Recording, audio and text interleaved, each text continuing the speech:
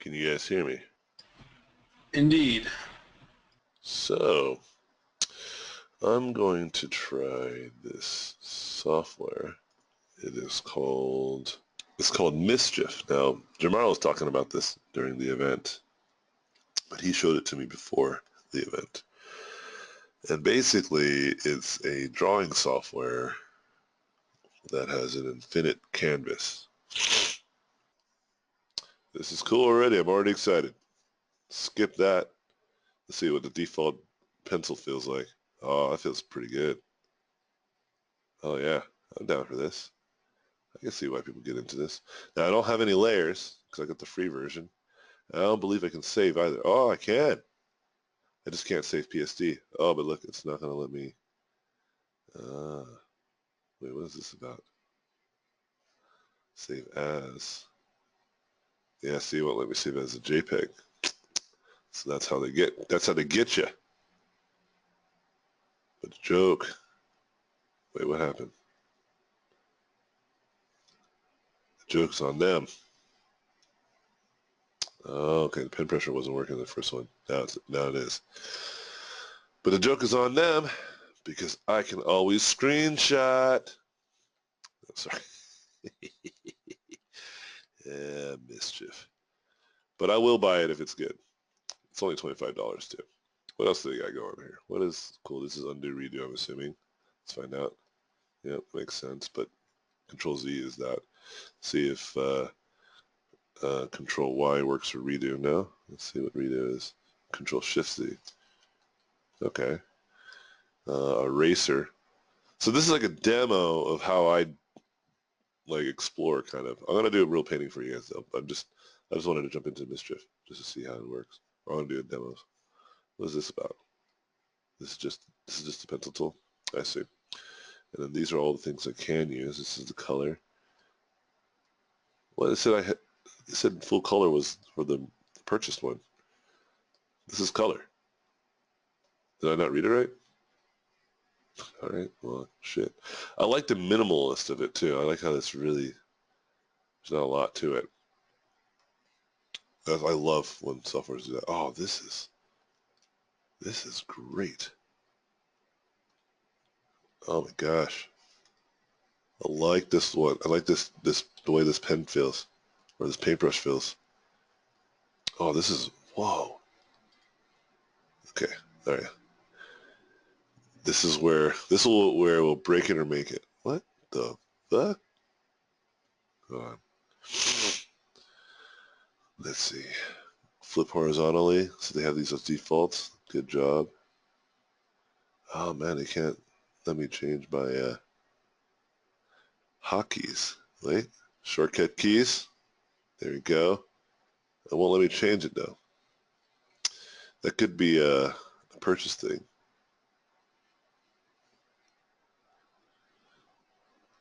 Yeah, bracket. Because brackets is the worst for increasing and decreasing. Excuse me.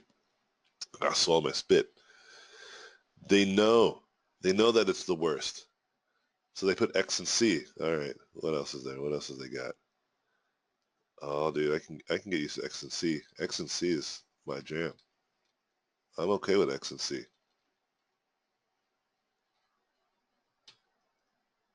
Oh, I have to. This is as big as it gets. Oh, that sucks. Oh, it's not that big of a deal. I can still paint something with this. But here's the thing, though. Here's the thing, though. Control F for canvas slipping. Oh, but this is the thing, though. This is the thing, though. Oh, what the? Whoa.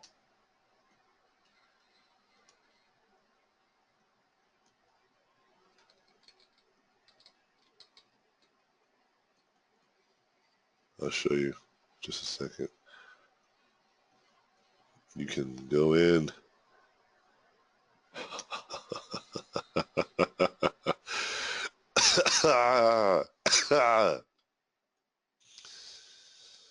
You can draw like a whole new painting at full resolution down here. You see what I'm saying? And this is something that, yeah, it's kind of like, well, it's like vector, because vector-based painting is that it doesn't, there's no, it's all math, right? It's all numbers. And so because it's all numbers, vector-based painting, you can like, it's all calculated, right? It's all kind of procedural. The problem with Photoshop is that it's not procedural. It's like it's pixel based, so there's a limit. And this painting doesn't feel bad, by the way. Like the painting with this actually feels great. It doesn't feel bad at all.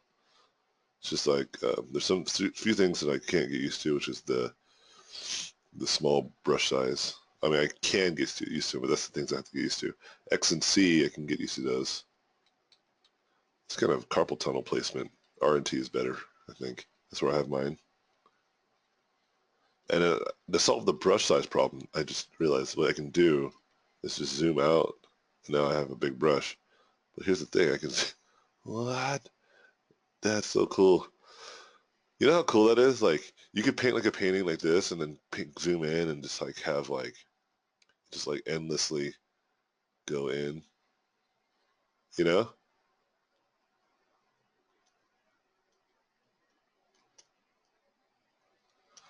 Like, oh dude, this is cool. If Kim Jong-gi got this software and he just had like the endless painting that he just drew on every day, like just start us off like just going microscopic, like Ant-Man style, that would be freaking cool, right?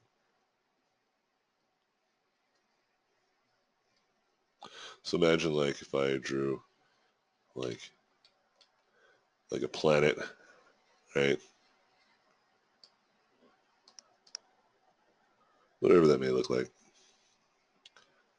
And then I'm like, all right, I'm gonna draw some space stations.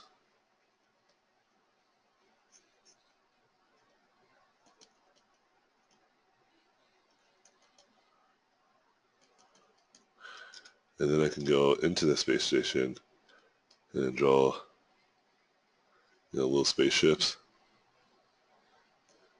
So like this experience of experiencing this painting would be, you have to have the file to experience it.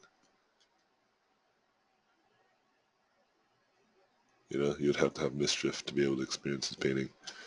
And then go into this and have the interior of the spaceship where you have like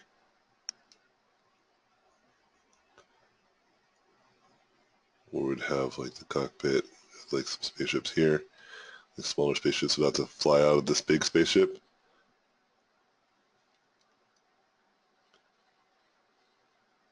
And then zoom in here and then have like people standing and be like, hey, what's going on over here? Just people standing around. And then you zoom in even more. Oh, it's not endless. That's as far as I can go. But it's cool because you can, you're just like, you can zoom in on a continent and have people like living in that continent. Zoom into a spaceship.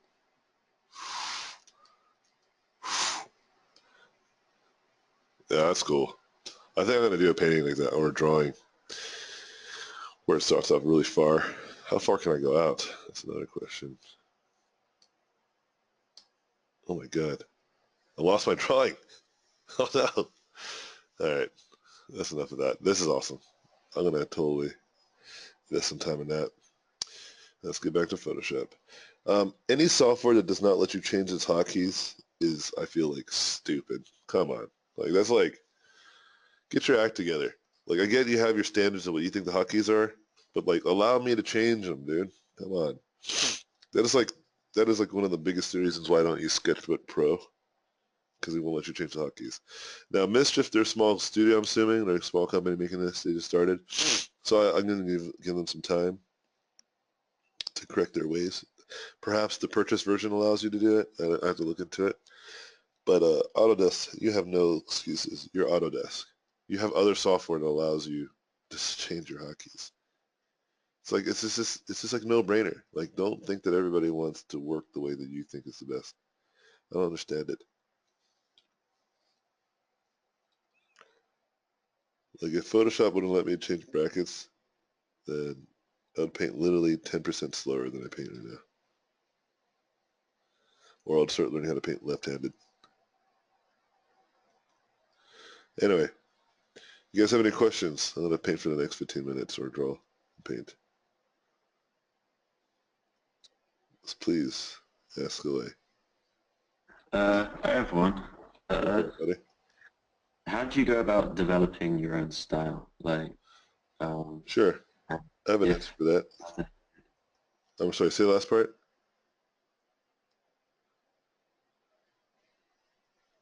What was the last part? I interrupted you on accident. What was it?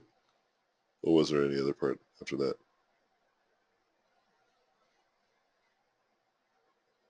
Hello? Can you guys still hear me?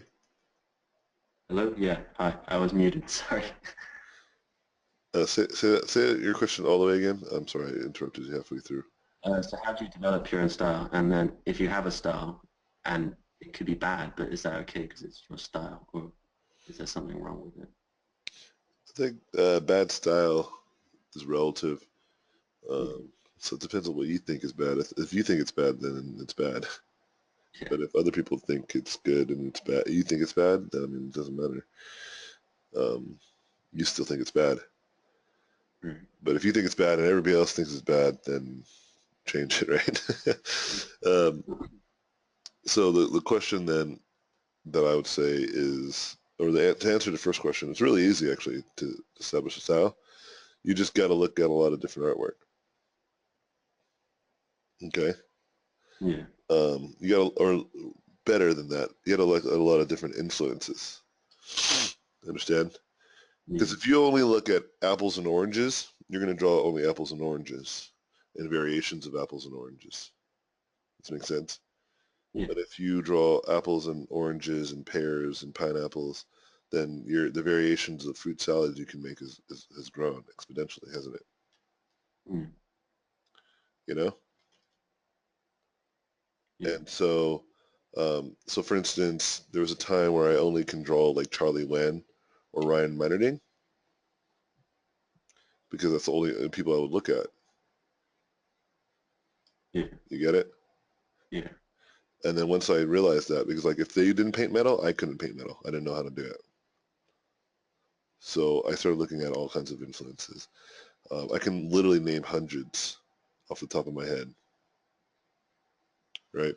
And I'll test. I'll test. I'll just write as many as I can right now in the next minute or so. Here, let me put a timer on, so that way I do stop. So I'll start right now. Charlie Wen, Jeremy Geddes, Phil Hale, Roberto Ferry, Johan Georges. I forget if Georges comes first or Vipert comes first. I forget. J.C. Leyendecker. And these are people that I've studied their work. Um, you know what I mean? Like I actually sat down and studied it. John Sargent, Norman Rockwell. Who else? Richard Schmid. Let's think about some 3D people. Simon Lee, also known as Spiderly. Carlos Huante was a big one for me. Oh, time's up. But anyway, yeah, I mean, so in a minute I was able to name 1, 2, 3, 4, 5, 6, 7, 8, 9, 10, 11 people, Yeah. right? Just in a minute. But I have plenty more, and sometimes they don't come to the top of my head right away. But if I just sat there and thought about it, I was able to. In a previous class, I was able to just write down almost 100, just sitting there writing down, think of as many as people could think of that I've been influenced by, and I could have wrote more. That's the point. So if you go to my blog, Like it's still around my blog, and I actually just have those influences. Like here's people that I consider friends. There's a lot of them, and here's my inspiration, and here's all the people that I was inspired by. See how like just never ends, right? And then those are all 2D illustrators. Yeah, now that I'm looking at this, yeah, there's a lot of them that. Well, yeah, of course, Paul Lezane, Pei-Lang, of course, Knox. You know, there's a lot. All right, and that's because that's how you have a style. You know, at one instance you're thinking, would Charlie Wen paint like that? And you're like, in another instance, like, would Nathan Fowles use those colors? In another instance, you're like, would Dice Tatsumi improve these lighting? You know what I mean? Yeah. And that's how your style becomes your style. It's a reflection of your taste and the people that you're influenced by. So if you have bad taste and you have no influences, you're not going to have good style or good artwork. But that's an easy problem to solve. You just got to look at a lot of artwork. You just got to keep studying and practicing. I say don't be an art collector, be an art historian. Because a lot of times people collect a lot of artwork, collect a lot of influences, but they don't actually study any of it. You know what I mean? Mm. Does that make sense to you? Do you understand what I meant by that? Definitely. Like a good example is people spend like hours collecting hundreds and hundreds of reference, but then they never look at it. Yeah. Like I almost prefer people collecting only 2 pieces of reference and really looking at them. You know, Yeah. I value that more than collecting a lot of reference. You could do both. You can collect a lot of reference and look at all the reference. It's just more reference to look at. You just get more time to spend studying.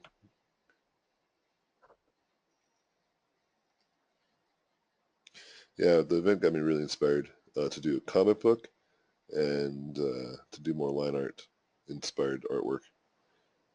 Yeah, you guys haven't seen Germano's painting that he did or drawing that he did for the event. The only people that saw it, but he's finishing it. I got to see some of it when he was working on it, and it's fucking badass. And I was like, God damn it, Germano, you're so good. Yeah. And it's cool because me and Germano, I've talked to Germano several times before, and I was like, we've got to get our family together. And after the event, we've decided that it's absolutely happening. So we're going to hang out this Sunday. Nice. Yeah, Dan's going to come hang out with us too. Family time. It's going to be good. Cool. Anyways, hope that answers your question. Yeah, definitely. Thank you. Yeah, I think I didn't realize that that's how you get style either. It was a question I was curious about until I realized all style is just your opinion, Yeah. right? Mm. It's like your opinion what you think good artwork is, and it's very subjective. There's no right answer for that, right? So the way I instruct people to do that is to sharpen their opinion by looking at a lot of artwork that they like, whatever that may be. Like if you're into anime, that's dope, you know. But then if you mix your anime with like the stylings of Paul Richards, like what would that look like? I'm interested, you know.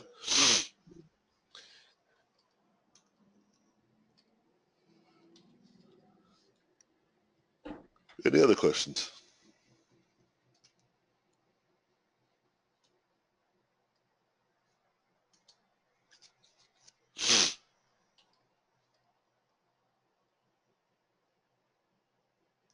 Don't be afraid.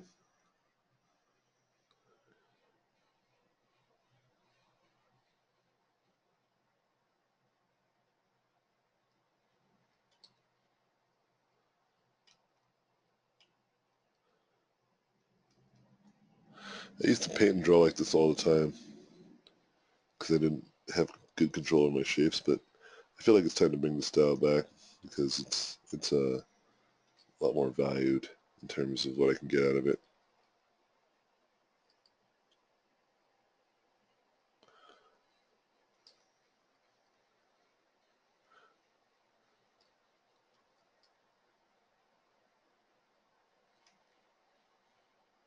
Any other questions though? You all pretty content?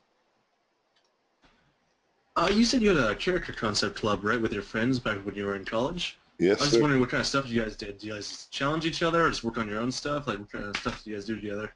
Oh yeah, all kinds of stuff. Like everything you said. That's the thing. Like the point is not so much about what you're doing. It's just getting together. Yeah, Okay. it's just like getting people together. Because like the, the thing I think a lot of people struggle with trying to do stuff, they have too many expectations of what they want to get out of it, and I think that's the problem. Like, don't have any expectations. Just do something, and things will come. So, for instance, the first thing was just getting together. It had nothing to do with like getting a portfolio together. It was just like we wanted to get together, talk about art, get other people who are interested, and critique each other's work, you know, and have like a safe space where we sit there, everyone would look at everybody's work and we'd talk about it. That's how it started. And then we started doing stuff where like people would like I would practice. That was like kind of one of the first places where I practiced teaching even. Like we would have like people set up like every Friday someone would have something to try to show, and then like a process or technique that they discovered, and they'll do that, and then we would just have lectures and stuff, like but Cool. Okay. our own made lectures, and they weren't good, but they were good enough for us to like get something out of it. And I ended up probably doing the most of those because I always wanted to learn and always was trying to find something else, and I always wanted to teach the boys what I learned, But like I said, like it wasn't my intention. It just happened that way. And then we would invite special speakers and stuff to just come hang out and talk with us. And it'll just be our close friends, but they like work at Blizzard. But these are people that we were friends with already, and it just the more and more we did it, the more we got better. It just became clear, that it was a very useful thing in our lives. You know what I mean? Mm-hmm. That sounds awesome. Yeah, I think that's the goal, is not to make it like a big deal, you know? And the bigger of a deal you make it, then the expectations, if they don't reach it, you get disappointed. And when you get disappointed, you don't want to do it again. And if you don't want to do it again, then nothing happens. And then the next thing you know, you don't do anything. All right? And that's the problem. Mm-hmm. So it's not about having an agenda. It's just about the only agenda is getting together. That's it. It's just getting together, hanging out, talking with friends, and having a good time, having a blast. You know? Awesome. Okay. Yeah.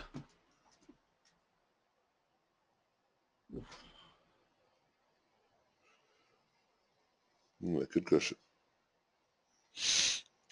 Yeah, so if you guys are curious of doing your own events or setting up your own kind of hangouts, like just do it. Like even if it's only two people, you know, like more people will come if especially they start seeing you guys getting badass. But the point is that like even if you're doing it alone, you know, like it's fine.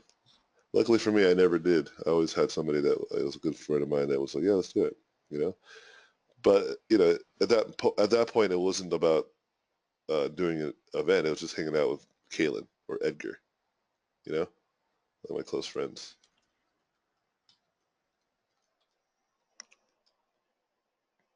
Okay, I have like a tiny question. Yeah, go for it. So besides being like really patient and like I guess like working on your art whenever you find the time, like if you're have a busy schedule, like let's say work or like if you have debt and stuff, like do you have any specific advice for like staying like motivated and being able to like work on your art? Uh, I already told you, don't rely on motivation. Just do it, you know, because there's gonna be days where you don't feel motivated and you don't feel inspired, right? It's just gonna happen. But just have a sketchbook or something and just draw for 10 minutes, even if it's just 10 fucking minutes. You know, the goal about the patience thing is to not help you find motivation, is to help you find standards. That no matter how busy you are, you always find an hour to do your work because that's just your habit. Because if you have an hour that you try to find that you could play a video game or do something that you enjoy, right? Which I know for sure everybody has, whether it's games or Facebook or YouTube or whatever it may be, your distraction, you have it, right? Like, am I right? Like, am I correct on this Well, I love assumption? video games, but I haven't played anything in a while. Yeah, because you're drawing and working. So you're doing it already. That's what I'm saying. You know? So you're like, if you're wondering if you want how you can do more of that, or how you can have a consistency to that, that's something that you have to earn by just continuously doing it, right? And so, for instance, like if you work full time and you have a job where you do a lot of stuff, then you just got to look at your time. You just like put a schedule together. Like look at your schedule. Like look at the actual time that you spend doing the stuff for other people, and then look at the time where you have for yourself, and just divide that. Like just look at the time, and then actually quantifiably say to yourself, "Oh, I literally have no time on this day or that day or whatever."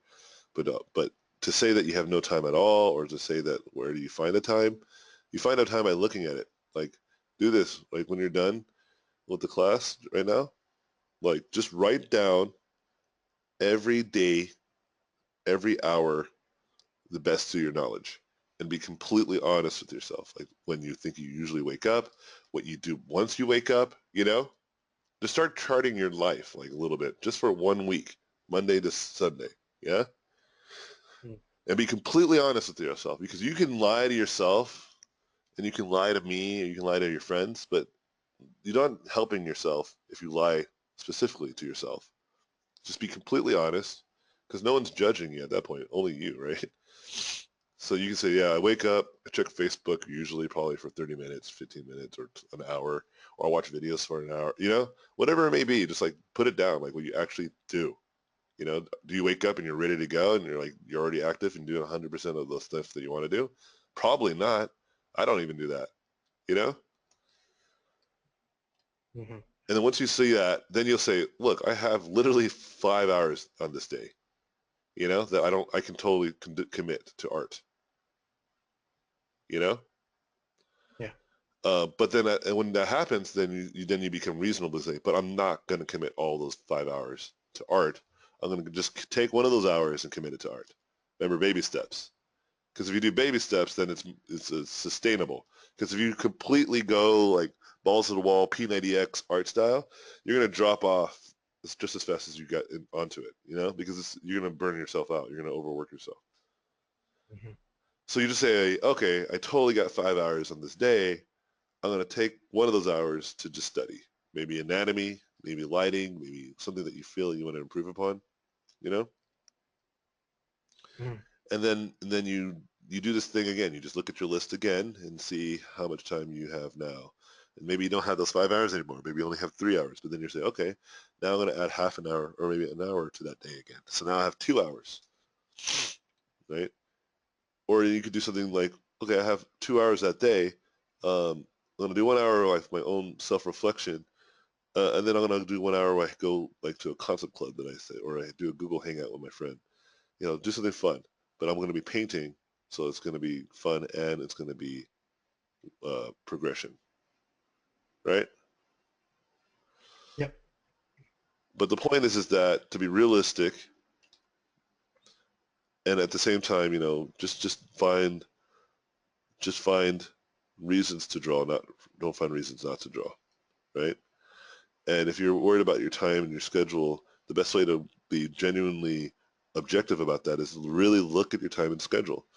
Create a list of stuff that you want to do in a day, and try to do it. You're probably not going to do it the first few days, or even the first week, or even the second week.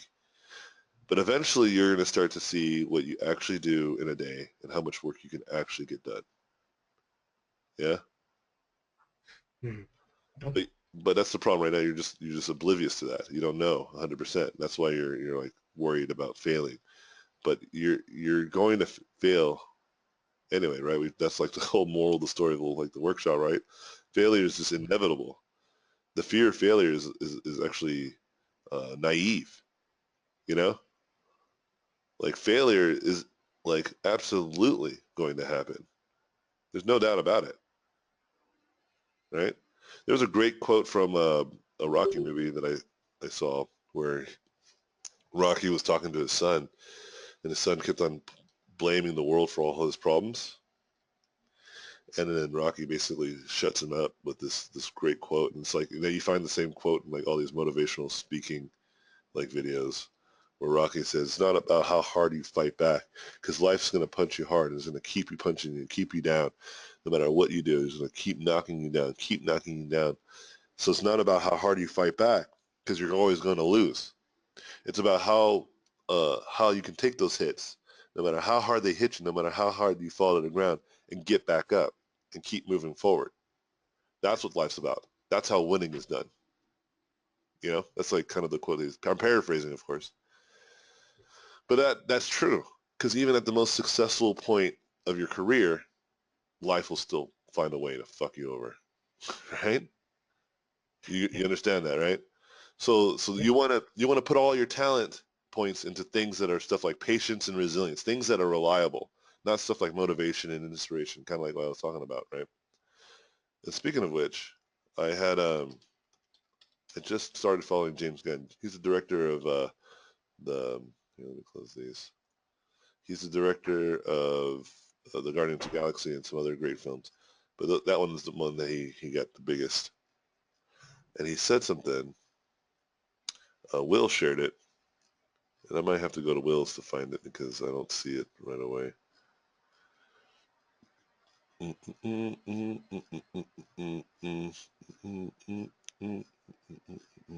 Yeah, I might have to just go to Will. It's on his.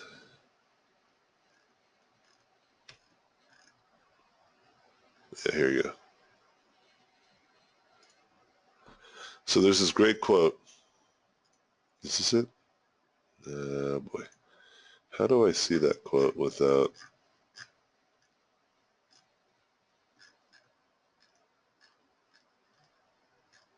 Wait. Let me go down. Picture of dead. Oh, I just lost it. Are you serious? No way. Okay, here we go. Let's save this. How do I look at this quote? Anyway, here, I'll just copy this and I'll put it into the Skype chat.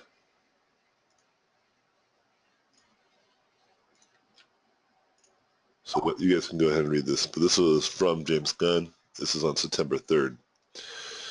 But basically, I'll paraphrase what he said in here. He said that he truly has never met anybody that is extremely successful that is also happy. You understand what I mean? He said, like, and he doesn't mean like someone that's kind of successful or has like even a little bit more success than others, but he means like people that like we attribute to the happiest people because of how successful they are. You understand? Case in point, someone like James Gunn. Okay, someone who's like directed one of the greatest films that's been out in a while. He's talking about those types of people because, and he's the kind of people that has company with those types of people, right?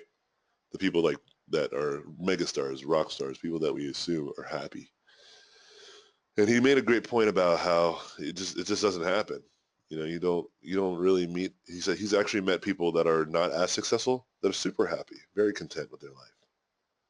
You know what I mean? Mm-hmm. Wait, what? Ben Proctor? The Ben Proctor? What is this some other Ben Proctor? He says in the negative too. I'm not sure that's edge control. Gay porn. I don't know what that means. But anyway, Yeah, that's my picture. yeah. Ben Proctor though is like one of the most notable concept artists. I think this is a different Ben Proctor. Just a coincidence. He's a fraud. Yeah, I think so. Like there's like hundreds of John Parks. And there's two King Lees. Anyway, my point is, back to what I was saying.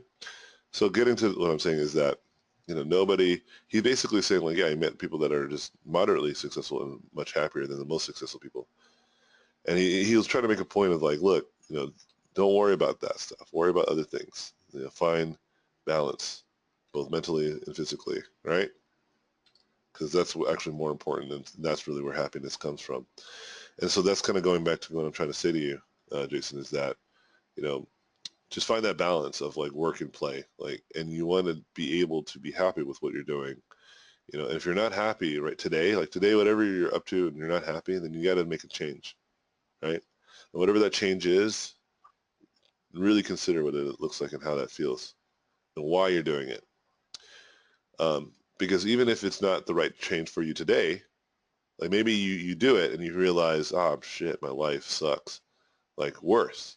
But now you know, right?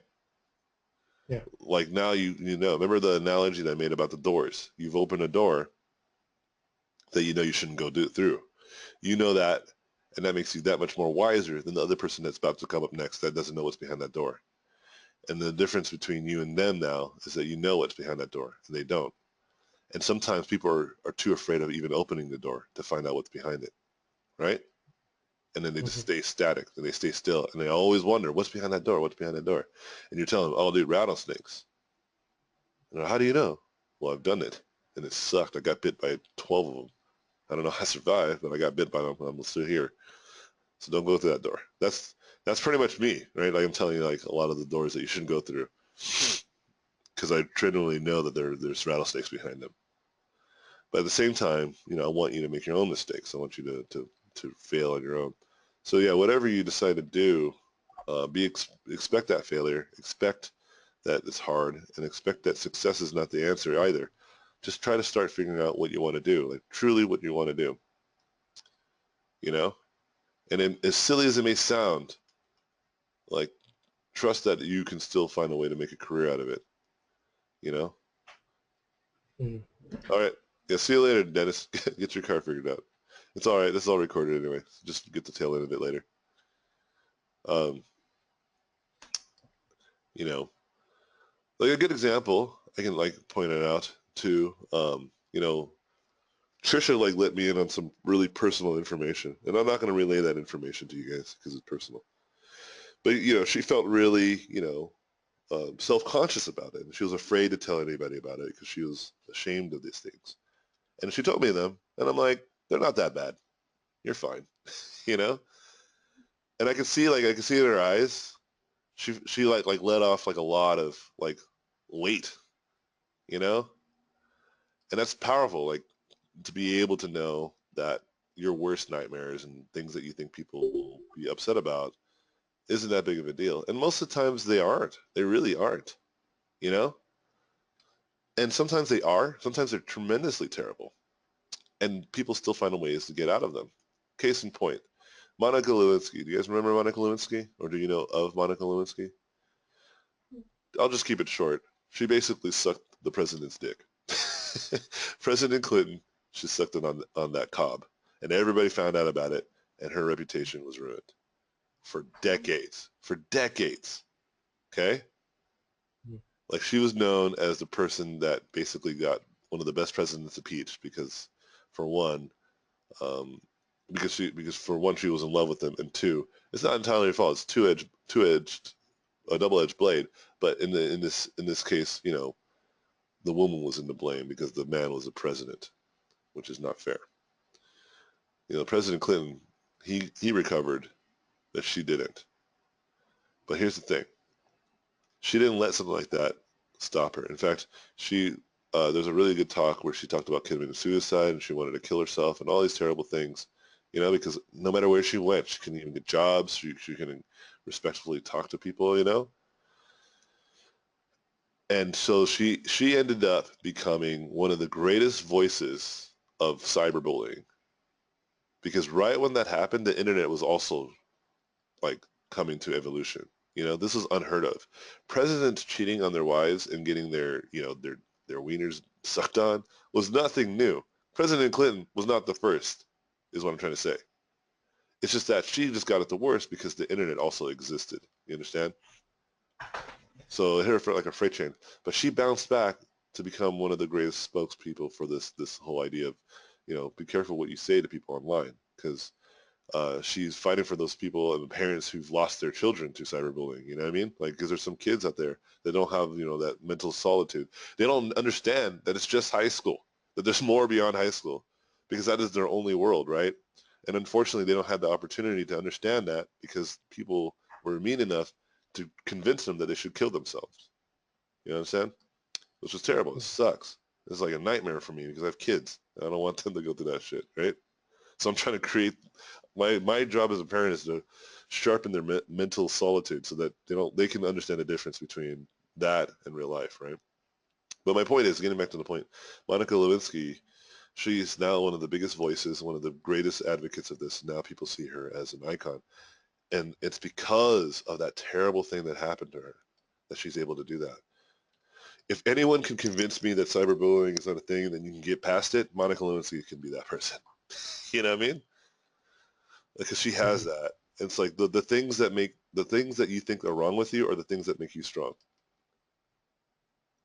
Those are the best features. That's why that's what makes you hard. Like, Bruce Lee, I think it was Bruce Lee, he once said, that, what, I think it was Bruce Lee, or maybe it's someone else, some badass, one of the badasses of the world said this, and basically was saying, like, you want to be like a rock, you want to be like like you want your personality and your solitude to be like a rock in a river, which means that, like, over time, the river will take parts of you away and smooth you out, but all of that will create your new form. And, like, at the end of it all, basically, whatever you are is what you are.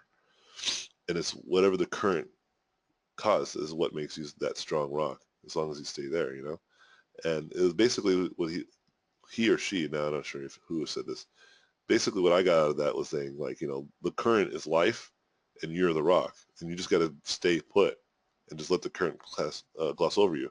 But over a period of time, that current will shape who you are, And you just got to accept that. Don't fight it. Accept it. So getting back to the point I'm trying to say to you and to you guys. And by the way, Trisha, thank you for, like, opening up to me. That was really brave. It really was. But at the same time, like, trust me, guys, there's a lot of mistakes that I've made. Like, nobody, I have never met anybody that had their shit together. Okay? Seriously, nobody. Like, even the people you think they have shit together, they don't. Like, what's great about the talks that we do is that it's kind of revealed. Dan gave a really great talk, right? And his talk was pretty powerful because he talked about how it sucked, and then it got good, and then it sucked again, right? Remember how he talked about how he got that movie deal, but then, years after, it didn't pan out, right? And it got worse, actually. But then it got better again because he's let that solitude, that strong fortitude of his mentality, not to let it get to the best of him. And now he's in even a better position. But he's wiser now. He's wiser to the world. But then there's more mistakes to be made. And he's anticipating them, And just like me, there's, like, things that I've gone through that are just tremendously difficult. And I'm still dealing through. But I'm not afraid of those things because I know those build character. And a lot of my wisdom and my knowledge comes from all that. And I want you guys to fail just as hard as I did, just differently, I'm not sure what you guys' failures and mistakes will be, but you're going to have them, and I want you to because it's going to make you strong. You just got to be brave enough. Obviously, you have an opportunity to be realistic. You have information that's available to you that makes it easier for you to minimize the types of mistakes you make. But you're going to make some that aren't not foreseen. I don't know what the future is. Like, there's a really good talk that was done by one of my favorite motivational speakers, and he was talking to somebody about change, and they were like, so how do you feel about this new ad revenue through Facebook and how Facebook is charging? I know a lot of people are really upset that Facebook is monetizing the advertisement space. And he looked at them and he's like, how do I feel about this? So, what do you mean, how do I feel about this? He's like, who cares? He's like, you're telling me, oh my God, the market has changed. What are you going to do now? It's like, the market is always changing, He's like, I don't feel anything. I just adapt. I look at what's going on and I find a way to work with it, not against it. Or I don't find reasons to complain against it. I find reasons to adapt to it. Because you're telling me that, like, this change is new? He's like, what about the TV industry? That's how the TV industry worked for a minute. You had to pay for ad revenue. And then YouTube came around and fucked everything up, right? And so now it's coming back full circle. So what? In the future, maybe advertisements are going to be done in people's skin. What are you going to do? Oh, remember when we used to do advertisements on TV? What are you going to do then? And basically his argument was like, change is inevitable, you know? And like, you're stupid to complain about change, right? Like, it's like a thing that's like, well, I can't believe this is happening. What are you talking about? It always is happening. We used to live in caves. We don't anymore. We used to walk everywhere. We used to ride horses. We don't anymore. The guy who decided to buy 1,000 horses the day before the automobile came out, he fucked up. He lost, okay? Because the world's changing. Just like the people that potentially are into Uber and getting into Uber, they're probably going to lose all their jobs once we have automated cars, right? Adapt to change. Don't be afraid of it. Like, and don't be ignorant to it. Don't be like, oh man, I can't. Back in my day, I used to actually have to go onto the internet to get knowledge. But now with your new capsules, Matrix bullshit, you guys learn anything you want in a second. That could be reality in the next few decades, right? Where people can literally inject information, just like the Matrix, into their brain. Because it's all chemistry, it's all biology. It's real stuff. Our brain is a real thing. It's a physical object. It's not magical. You can program it. You totally can. We just don't know how to yet. But absolutely, you can totally get to that point where you can probably plug them into something and then they'll know how to do something. And we'll live in a whole different world by then. Maybe being a concept artist will not be relevant anymore, right? But at that point, we might just be a whole different kind of species and we have different things to worry about. But the point I'm trying to get at, back to what I'm saying, is like, don't worry about the mistakes that you're going to have because they're going to happen. Be a little bit brave with what failures are about to come and expect them to not make you weaker, but to make you stronger. Because now you know. You've opened that door for rattlesnakes, and now you know there's rattlesnakes behind that door. A lot of people are just too afraid to making the first mistake, where the evidence is clear in the history of all the greatest entrepreneurs and the greatest minds of the planet that we've ever had, that they failed before they succeeded. They went through some sort of struggle before they made some significant change in their life or lifestyle. You know, Hmm. Einstein, he had this theory of relativity, and everybody thought he was full of shit. And so he kept trying to prove it through math, but he didn't have the math right. And but he really believed it. He's like, look, I believe this is a thing. Trust me on this, guys. All right, whatever. You need proof, which is one of my favorite parts of scientific fields, is that they don't believe anybody unless you show proof, right? And so, but everybody not only didn't believe him, they thought he was an idiot. They thought that he was fucking crazy. Okay? And he's like, no, dude, like seriously, guys, like this is a thing. This explains so much of our universe. We gotta like really investigate this. And then when he wanted to help put resources into it, so he's like, I'm gonna do it myself. But then there was a mathematician that was like hanging out in one of those conferences that he was like trying to explain this to people. And the mathematician was like, oh shit, I think he's right. Right? So the mathematician was like, I'm going to discover this before Einstein will. And I'm going to claim the credit for this. And then Einstein got wind of this, and Einstein's like, oh, hell no. And so then Einstein would like there's stories of Einstein would just like seriously spend 10, 12 hours in his workshop. He would never go out. Like he like lost his first wife, I believe. I forget the story entirely, but like it was bad, right? But he did not. It was his, man. He didn't want anyone to take it from him, and so he worked his ass off. And I think he barely beat him to the punch. And then that theory was enough for everybody to be like, oh shit, that does explain a lot. But prove it. Prove it in nature. Again, why I love science. They're never satisfied. Okay. And then so he's like, all right, there is a way we can prove it.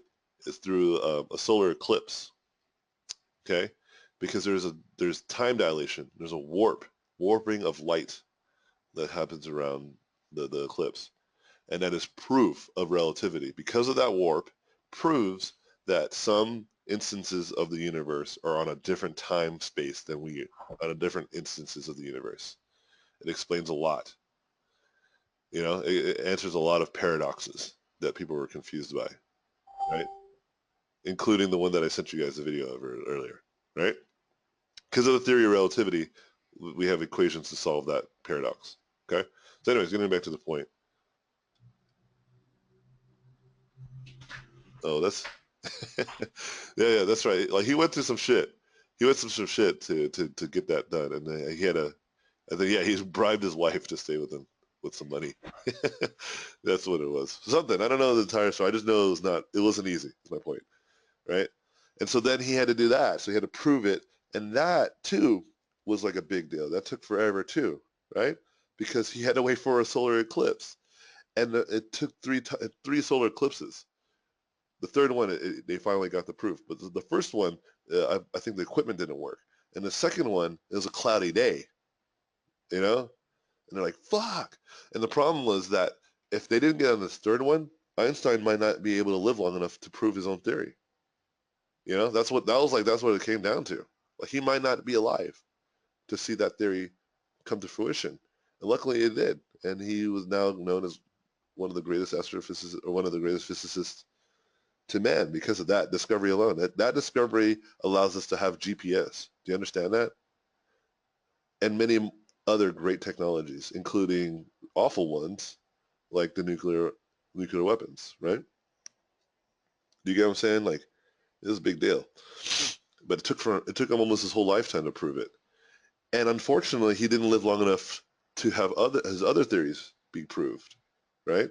He had more with math that he said, this is what it's like, y'all. Like, I believe this is true. Like, look at the math. And they're like, how can you prove this? And he says, I can't. I don't know how to prove this. The technology didn't exist. But guess what? One of his theories got proved recently was that he believed that gravity works like waves, not like some sort of weird kind of magnet, like some sort of attraction. He believed that gravity was very similar to like a fabric, and then you put like a heavy ball into that fabric, and you know how it bends that fabric, right? He believed that's how it worked, and how like other objects worked was the same way, and that explains how time also gets warped because then it's warping onto gravity, the gravity plane, whatever, right? It explained a lot. And we just proved this to be true this year, you know? And so getting to the point is like even Einstein had his shit, you know? And I believe he didn't have a good marriage either. He had like he had life issues, you know? Although he was one of the greatest scientists or physicists that ever came and walked this earth. But at the sacrifice of his own life, you know? And so you got to consider all that. Don't be afraid of the things that are going to suck your life away and things that are going to screw you up, Don't worry about that kind of stuff, you know what I mean? Like, 'cause it's just going to happen anyway. There's nothing you can do to prevent it. I told this really, really good, I had this really good example, and I told a joke that went with the example. I'm going to tell you the example, and then I'll tell you as a joke, and then I'm going to end the class, okay? So the example is Robin Williams. Who would have thought that Robin Williams was depressed? Right? Like it was said that he killed himself. I don't think he did it on purpose either. I think he's because he just took too many of his drugs. He's just feeling the pain too much, and so he overdosed. Right? It sucks, right? Because you see people like Justin Bieber or Lindsay Lohan, some of these child stars who grew up, or Michael Jackson. Michael Jackson, that makes sense. Right? I can get that. He didn't have a childhood. He had a really rough upbringing. He had all these terrible things go on with his life, accusations throughout his career. Right? I get Michael Jackson. Michael Jackson, there's no confusion there. I understand why he was probably on some drugs, you know? But Robin Williams, Heath Ledger, same thing, right? Like what the fuck is going on? You know? Dave Chappelle canceled his show on the third season because he didn't want to deal with it anymore. And he's like, deal with what? Being a millionaire? Aren't you happy? Jim Carrey once said, I want everybody to achieve their dreams. I want everybody to achieve their wildest dreams, everything that they ever wanted to be, just so they realize that it's not the answer. Jim Carrey said that. Fellow Canadian to you guys. Yeah?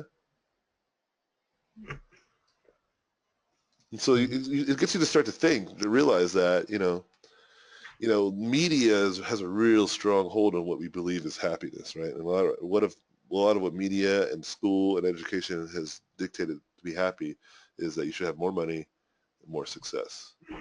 And it's just not true. It's it's the biggest lie. It's the fucking biggest lie. And that's why I like going on these talks, and that's why I like talking and teaching people, because I'm trying to prepare you guys for success. No one prepared me for success. It is almost inevitable that you guys are going to get that success. But are you going to be prepared for it? That's the next question. So anyway, I'm going to tell you a joke that it's not that funny, but it used to be in the context of the joke. Or in the context of what I just said. So there's a joke. The joke goes, there's this guy who goes to his therapist, and he's like, hey, therapist, I have a really hard time. My life is, great. My job, I love what I do, but I see things, in my job, and it's really distressing, and it stresses me out. And I really, really am starting to get some anxiety. I had a panic attack the other day, it's starting to get to me. And the doctor was like, oh, okay, well, the psychiatrist is like, well, why don't we, put you on some meds? He's like, well, I've tried the meds, and it just doesn't work. You don't understand. It's pretty rough. And he's like, well, why don't we put you, why don't you switch your diet, or why don't you exercise? So I've tried that. You don't get it, man. Like, on an everyday basis, this is just a recurring thing. I really need some help, doctor. I don't know what to do. The doctor's like, you know what? There's a really experimental process out there. There's a guy out there who is a doctor who does these amazing things, and his method of healing is pretty unorthodox, but it seems to work. A lot of people genuinely get cured. And I know it seems odd. You just got to stick with me on this. But the doctor's name is Bozo the Clown. He's like, you should reach out to this guy. He makes people laugh. He finds a way to make your life happier. Reach out to him. And the guy looked at the therapist and said, I am Bozo the Clown. Now you see the problem, right? You see the context of all this stuff. If Robin Williams is the one that's helping everybody else, who's helping Robin Williams? If Robin Williams is the one that's inspiring all these people, then who's inspiring him? And I feel like that's what happens with a lot of these celebrities, is that they are on the pinnacle of their success. And so that people believe that they're happy, so they leave them alone, right? And that's why I'm a believer. I'm in the Justin Bieber camp. I'm rooting for that guy. Because think about it. He's just a kid, dude. Like, he grew up as a celebrity. He came from a broken home.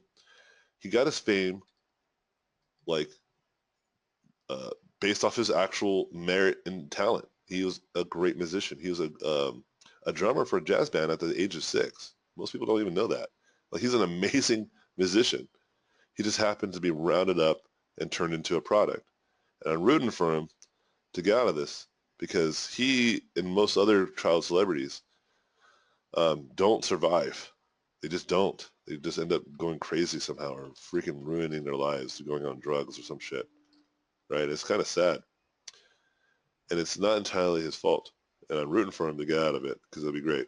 I only know one celebrity that's like that truly went from a child celebrity, like a pop singer, like really kind of made fun of because of that genre of music that they were in, and then all of a sudden become an icon that's beloved amongst multiple generations, and that's Justin Timberlake.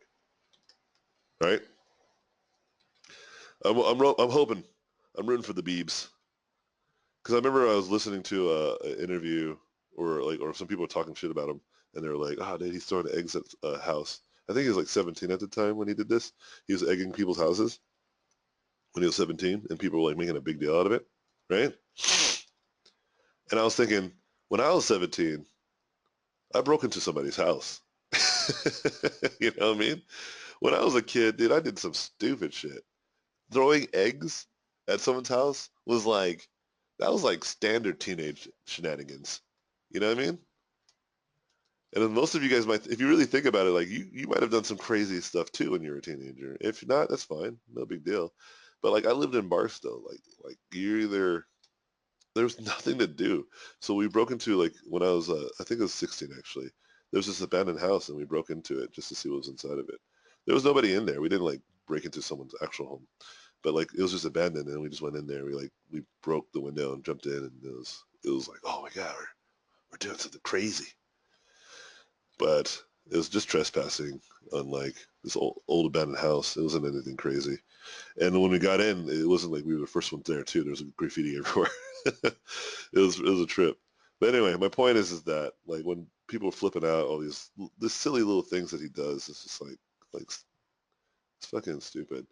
And and I feel for celebrities now, more than I did before because people expect them to be happy, and that is kind of sad. Actually kind of like getting to the point like is that I'm trying to say like gauge what you think success really is because I'm at that point in my own career where I've decided that working from home, teaching others how to achieve success and greatness in themselves, not necessarily in their career but in themselves, is what I want to do probably for the rest of my life or for most of it, you know. And then spending time with my family. Being home allows me to be home to see my kids because there's a great sadness, a really sad truth that was revealed to me about a year ago, which was that I can either be great at my career or I can be a great father. I can't be both. And that broke my heart because I realized I wasn't a great father. Not to say that I was like terrible, like I abandoned my kids or some shit like that. It just meant I was never around. My kids were growing up and I wasn't seeing it. Like one day my daughter is like in my arms, barely like the size of my forearm, and now she's like in dance class and like doing the splits and she's like playing Overwatch. Like like when the fuck did she grow up? You know? It's fucking it's scary, you know? That I don't remember when she was 3. You know what I mean? I don't remember that. My wife does, because she's there. She's mentioned, oh, you remember this, remember that? And I'm like, God damn it, I don't. I wasn't there. I was working. I was probably in L.A. at the time, you know? And it made me sad, man. It made me real sad. I was like, what's the point of being like a great artist if all I'm doing it for is so I can have more time to be with the people I care about, and I'm not even doing that, right? So what's the point? Like, I don't care if I'm a good artist. If like my kids, if I'm missing out on my kids, it really became that very clear to me a year ago. So that's why I worked really, really hard the last year and a half, really, to be in the position that I am today where I can teach full time or really part time and work on my own stuff and then start hanging out with my friends again and being with my kids. It took me about a year and a half to get back to living a simpler life, basically removing my ambition, you know? I was too ambitious and it got me in a lot of trouble and also messed me up in terms of family stuff. So I want you guys to be prepared for that. Like what does success look for you? What really makes you happy? To pick on you, Trish, to point to you for a second. Like you're really into cosplay, right? Like maybe that's your calling. Maybe concept art has nothing to do with like concept art is just a thing because you can see a career path, right? You can see the path and how you can make it living, right? But maybe cosplay is your real passion and there's some art to that, right? For sure. So maybe the concept art will fuel your actual passion, which is cosplay. You know what I mean? And maybe you'll become one of these excellent cosplayers that have like a great YouTube channel and teach other people how to do cosplay. And maybe that's how you monetize. And the next thing you know, you have a Patreon. And the next thing you know, you're making a living dressing up as your favorite characters that you've either designed or other people have designed and going to cons and have your own booth where people want to take pictures with you. And you sell prints. Like that's a job, right? Like people do that now. And maybe you've never, yeah, yeah, maybe you've never considered it, right? Because you just did it for fun. But that's the point. because you're doing it for fun is probably more reason why you probably should take it more seriously as a career, you know, because it's just natural, right? For me, concept art is not my career anymore. Teaching is. I've always loved teaching and helping others. That's always been in my bones from the beginning, from like playing guitar, from being in World of Warcraft. Like I was teaching my friend how to be excellent rogue, you know, to even concept art. Because even when we did concept art, I was like, let's do concept club. You know, let's do sketch groups. Let's find opportunities to learn and teach each other. That's always been around, you know? And it took me, you know, 10 years to, or like 7 years to realize that maybe teaching is and learning is really my calling. And I just didn't realize it because I was too busy learning and teaching, you know? And so, like, whatever it may be for any of you guys, like I said, I don't, like, if 2 years from now, I talk to one of you guys and you're like, yeah, I'm now like, some so-and-so, it has nothing to do with concept art, but you're like, you love it and you love your career, that's awesome. You know, I'd prefer that over you guys just getting a job in an industry. I prefer you guys doing what you love and making a living from it. And that living could be modest. It could be like as simple as $50,000 a year, but you have a house, you live in a place that you love, you have, maybe you're with somebody you love, you're surrounded by people you love, and you make a modest living, and you're happy every day. There's never a day where you're not happy, right? Then I'm jealous of you. You understand? And so that's something that I want you guys all to consider. You know, don't get me wrong, concept art is a lot of fun. Okay? It is fun to draw. Like drawing this thing that I'm drawing in front of you is absolutely a blast. I'm not like, oh god damn it, I gotta render this metal on this badass sci-fi soldier dude with a big ass arm. You know? It's a dream that I'm doing this. It really is. But it's not it only makes me 99% happy. And that 1% is not enough. Is enough for me to reconsider, you know? And that 1% is not there for my like teaching and learning. That's not 100%. I love to teach and I love to learn. Like the idea of starting from zero and getting to an excellent skill level at something, that is what I like to do. And then proving to other people that they can do it too, it's just as happy. It makes me just as happy. And so that's kind of where I'm at in my life. And I think you guys should always consider that every day when you guys are trying to go towards your goals, because you'll reach them and then you can readjust and switch gears. But at least like at that point, you'll be in a better position in your life. You have more knowledge and more wisdom, and you'll be a lot more objective. Yeah, this makes sense, to y'all. Was that helpful? Yep. Yeah, man. So going back to your question, Jason. Yeah, just draw when you can. You know, find time here and there. Just start modestly. Don't go hardcore. Go hardcore parkour. Okay. Just find what you can do and just live within your means type of thing. Okay. And then the next thing you know, you'll be working all full time at whatever you're trying to achieve. You know. Yeah, like I always knew the answer. Yeah. It's just like it's always been that one thing that's keeping me back. So I Yeah. just have to ask it anyway. And even though like you've already like said these kind of answers and I already know the answer, it's good to have it like reinforced, I guess. Absolutely. I mean, think about Frank's talk, right? Frank's talk was about resistance. So you're dealing with that right now. So you got to figure out what that resistance is and fight against it, you know? And everybody Yeah. has it. And everybody will continuously have it. It's like, I don't think you can ever be cured of resistance, but you can manage it, right?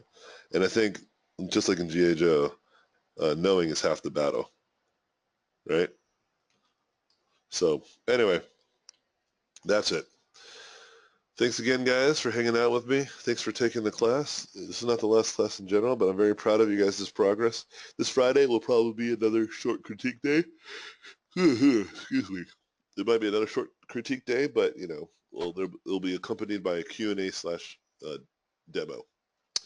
So with that being said, I'll talk to you guys soon. Take care. all chase your dreams and hang out with each other. Don't be strangers. And I know you Toronto crew probably going to find better ways to hang out with more Toronto crew. But, you can always be online too, hang out with each other online. Use the opportunity of technologies. I had a friend who's like, you do the board game nights, bring your tablet and I'll Skype. I can still play. Like that's the thing. You can totally do that. That's totally a thing you can do nowadays, which is cool. So find ways to hang out with each other, be creative. But with that, I'm going to head out, guys. Talk to you later. Peace out. See ya. Yeah. Thank you for watching this video. I appreciate it. Please subscribe to watch more in the future. If you like the video, I would appreciate a thumbs up. If you like this content, you can go to my website, robotpencil.net, where you can find mentorships, tutorials, and a Patreon to get more exclusive content. Thanks again, and I'll see you guys in my next videos.